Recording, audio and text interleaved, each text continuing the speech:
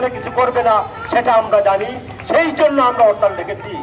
কারণ এই সরকার বাজার ব্যবস্থাকে তারা আজকে সিন্ডিকেট ব্যবসায়ীদের হাতে তুলে দিয়েছে, এই ডাকাতদের হাতে তুলে দিয়েছে। এই ডাকাতদের বিরুদ্ধে ব্যবস্থা নেওয়ার সরকারের সামর্থ্য নেই, সরকার নিবেও না।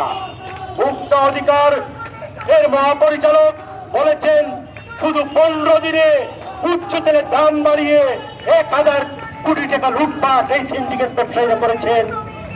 আমাদের আগে আমাদের যে পুলিশ ভাইরা আমাদেরকে ঘিরে আছেন, এই 15 দিনে আমাদের পকেট থেকে যে ডাকাতরা 1000 কোটি টাকা লুটপাট করে নিয়ে গিয়েছে, সেই ডাকাতদের বিরুদ্ধে যদি আপনারা ব্যবস্থা নিতেন তাহলে মানুষ আপনাদেরকে ধন্যবাদ দিত।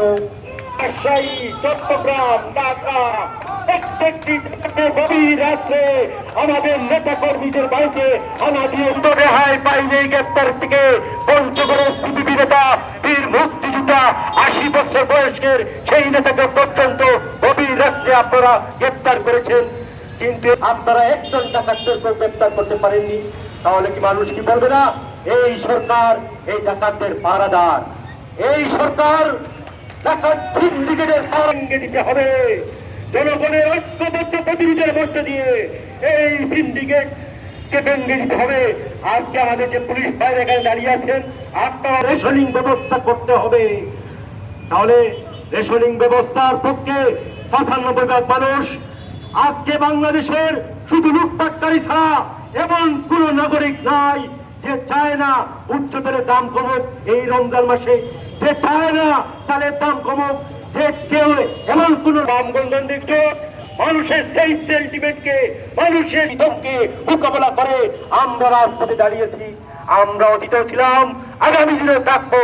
আমরা বলতে চাই এই সরকার ক্ষমতাসীন হওয়ার পর আপনারা জানেন, সবাই জানে এই সরকার, আমরা তো ছিলাম নির্বাচনে বলে যা পাইনি, কারণ দিনের বেলা ভোট তো দিনের বেলা হবে, তারা রাত্রে বেলা করে ফেলছে। রাত্রে বেলা তো আমাদের সেন্টারে যাওয়ার কথা নয়, সেই জন্য বলে যে আপনাদেরকে তো পাইনি নির্বাচনে। ছিলেন আপনারা, কিন্তু আপনারা মাঠে ছিলেন না, তাহলে আমরা কোথায় ছিলাম? 6টা থেকে 12টা সারা দেশে একযোগে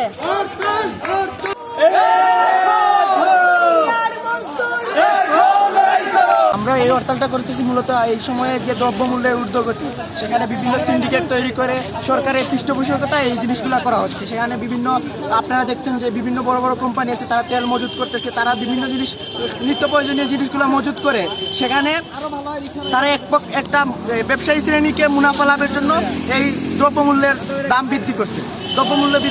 দ্রব্যের যে দাম বৃদ্ধি করার ফলে সাধারণ মানুষ যে ভোগান্তি সৃষ্টি হয়েছে, সেই ভোগান্তিটা লাঘব করার জন্য আমরা এই হরতালটাকে আহ্বান করছি। এবং সেখানে আপনারা আজকে দেখতেছেন যে সিলেটে সর্বসাধারণ মানুষ কিন্তু এই হরতালে সমর্থন জানিয়েছে এবং এখানে অনেক মানুষ আমাদের সাথে একাত্ম পোষণ করছে। এবং সাধারণ যে রিক্সা ড্রাইভার থেকে শুরু করে এই যে শ্রমজীবী মানুষজন আছে, তারাও আমাদের সাথে এই হরতালে তাদের সংহতি জানিয়েছে এবং তারা নিজ নিজ জায়গা থেকে তারা এই হরতালটাকে সমর্থন করতেছে। তো এই জায়গাটায় আমরা মনে করি এই আন্দোলনের মাধ্যমে, এই হরতালের মাধ্যমে আমরা সরকারকে বাধ্য করব যে দ্রব্যমূল্যের দাম কমাতে।